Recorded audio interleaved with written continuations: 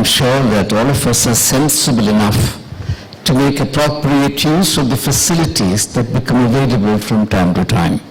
So I would encourage all of you to meet with Dr. Sushmita. Even if you are not in great distress, she's a young, happy person to make friends with. She has kept a very safe distance from me so far, because she's already said at the outset that she was used to very hard psychological cases. All administrators belong to that category. But I'm very happy that we have this facility, and I want to thank Sushmita for her time in college.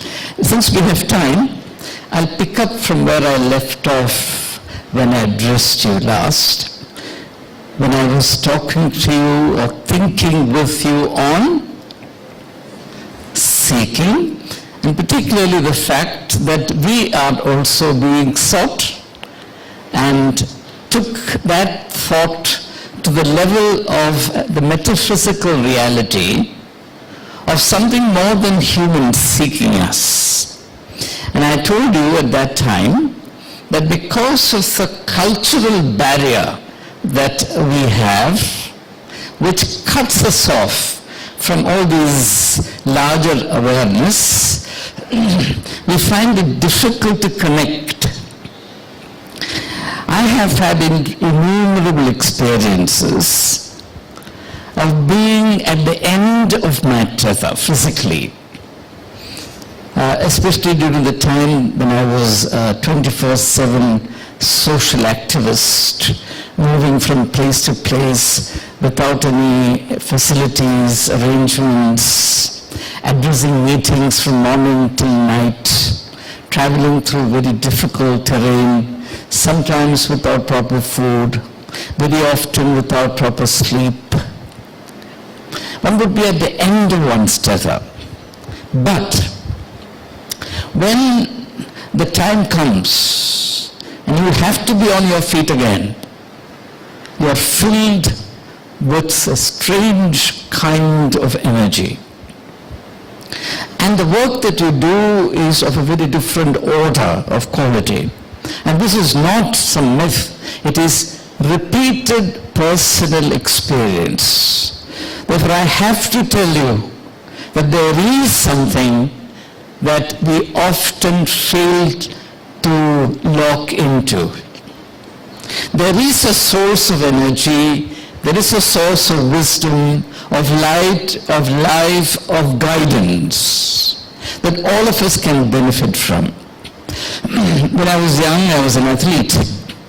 My favorite event was the high jump. You know, an athlete actually functions at the physical level only up to the 2 toffees now. Right?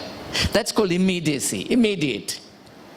But it's been proved through experiments that the students or the young children who prefer the 5 toffees a week from now will do much better long term. Right? Life is not a short spurt. Life is a long journey. I said this to you, if you remember, in my inaugural address at the assembly, that what is required is regular, systematic work spread over a lifetime. And that is actually the proper definition of a genius. People have mistaken notions about who a genius is. A genius is a person who has the capacity for taking infinite pains over a long period of time. As against this, a vast majority of people can do short sprints, right? And then they leave it. But one has to endure. And you will not endure unless you free yourself from the tyranny of the spirit of immediacy. all achievements will be long term. Now, let us apply this to our own context. There are two types of students that I've noticed in St. Stephen's College. One is those who study regularly from day number one. And the majority of them are in the science courses.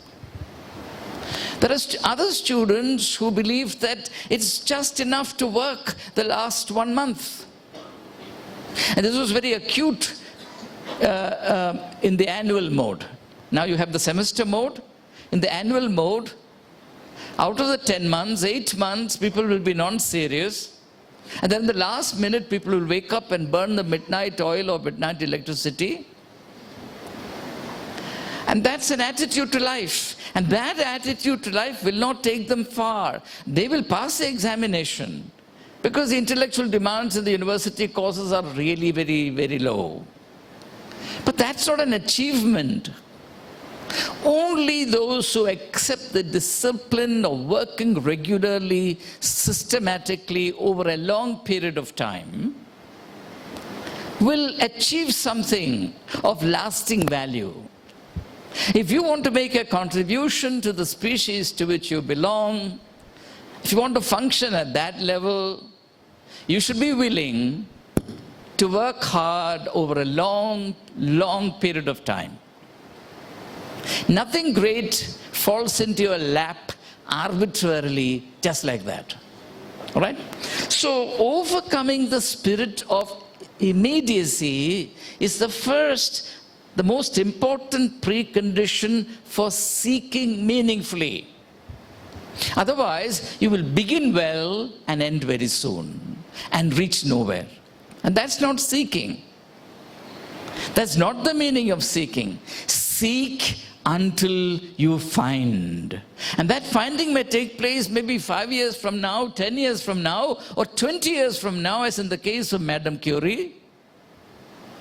Doesn't matter. But you will find, provided you will overcome the spirit of immediacy, right? Okay? Now, for example, some people want immediate applause, right? Some people want immediate visibility. And they never ask themselves the question, do I have something to share that is worth listening to? Why should I be seen? How worthwhile is it for others to see me here? All right? Now, at your age, for example, at your stage, you should imagine yourself the kind of person you will be 20 years from now. Suppose you're heading an institution. You need certain skills, right? Now, you should work from today onwards in faith, believing firmly that you will reach there, and when the time comes, you're ready. You're really ready. And that is what is called seeking, which is the opposite of the spirit of immediacy, right? Okay? Now, modern culture is a culture of immediacy. Quick fix solutions, instant coffee, instant pizza, everything is instant, right?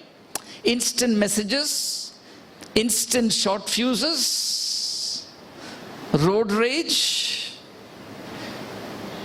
transitory friendships, marriage alliances that last 5 days. Why? Everything is a matter of immediacy. You fall in love.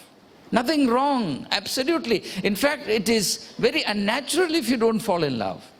Do fall in love. But make sure that this is not the chemistry of immediacy. You understand? It's a very, very responsible thing. Now, the second condition for seeking is that you must have an open mind. You can only see with open eyes. You can only hear with open ears. You can only think with open minds, and thinking is seeking. I've said this to you before. Thinking is seeking. Now, if your mind is prejudiced, if you're negative in your orientation, if you're willfully blind, if you've embraced all kinds of prejudices, if you've allowed yourself to be overwhelmed by the weight of inertia, laziness, mental laziness, how will you seek? What will you seek? You need an open mind. Again, you have to be very careful about the spirit of the times to which you belong, because this is an age, this is a culture that promotes prejudices and biases by thousands. People today act based on rumors, prejudices, and biases. People are not free to think with an open mind. If you don't seek, you will become a slave.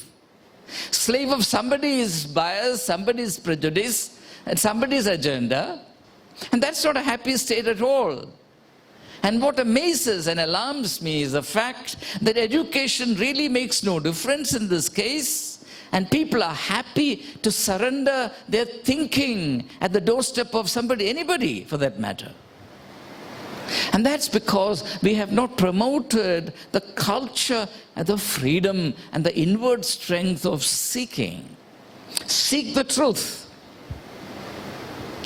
And that can happen only with an open mind. The third point I make is similar to the first, which is that in order to seek, you must endure.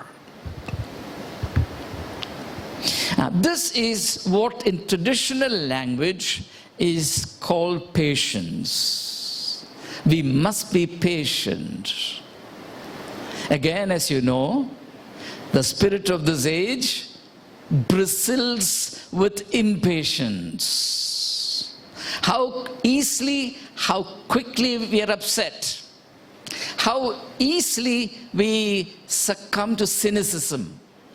How eagerly we abandon hope. How easily we are vexed and irritated. We need to have patience. You think of a farmer, after sowing the seed, he does not go every day and dig up to find out, has the seed sprouted? Can I have the harvest tomorrow? No? Can I sell my grains day after tomorrow? No. After sowing the seeds or planting the saplings, he waits. He waits patiently. That's life. Life is a matter of patience. There is no life without patience. You know, of all animals, human beings have the maximum period of growth towards adulthood, right? If your parents were impatient, you would have perished. Their commitment to you endured over time unwaveringly. If anything, it only improved with days.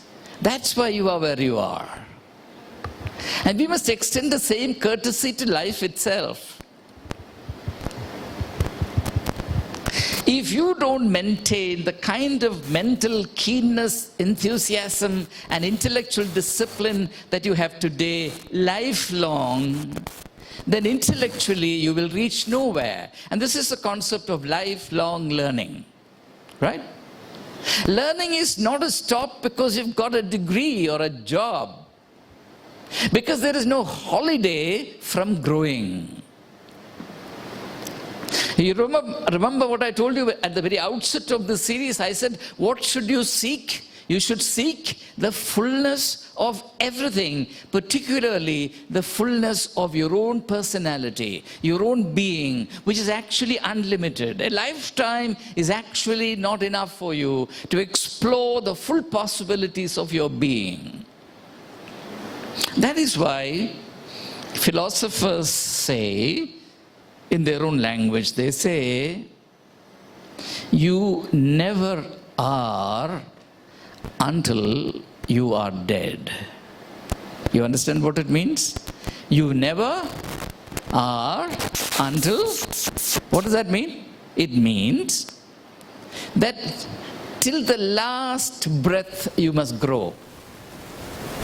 Your growth into the fullness of your being it will be complete, if at all, only at the last breath. It cannot stop any time before that. Okay? People vegetate, people turn into liabilities only when they stop growing. Most people don't realize, for example, that this has an important bearing on geriatric problems, old age problems. The body will crack up, sure enough. But the mind, and beyond that, the spirit will sustain you. And you don't have to become a vegetable. You don't have to die before your times. And this dynamism of seeking must continue, must be sustained till the very end. And this I consider to be the most basic and most holy human responsibility, to seek the fullness of one's own being till the very last breath. Let's rise for prayer.